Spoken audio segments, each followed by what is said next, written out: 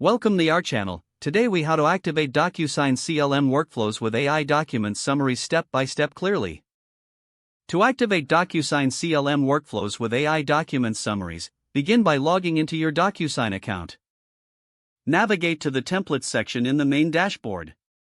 Select Create Template to start a new workflow. In the template creation window, choose the type of document you will be summarizing. Upload the document that you want to use for the AI summary. Once uploaded, click on that AI summary option. Allow the system a moment to analyze the document's content. After the analysis, review the AI-generated summary for accuracy. If necessary, edit the summary to fit your specific requirements. Save the AI summary once you are satisfied with the content. Next, define the workflow steps associated with a CLM process. Add specific roles and permissions based on your team's needs. Integrate any additional actions required for your workflow. Ensure that you include any necessary clauses or fields that need to be filled out. Test the newly created template to confirm that everything functions as intended. Activate the template in your DocuSign CLM setup. Monitor the first few executions of the workflow to identify any issues.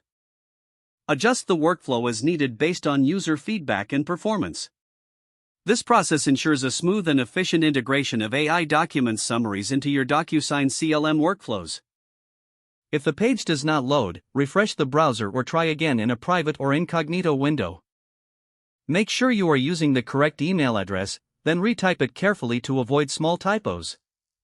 If your password is not accepted, use the reset option and create a new strong password you can remember.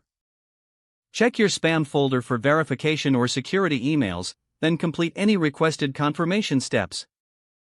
Enable two-factor authentication if available to improve account security and reduce unauthorized access risk. After signing in, review your profile details so your contact information and settings are accurate and current. If you see an error message, note it down and try again after restarting your device and internet connection.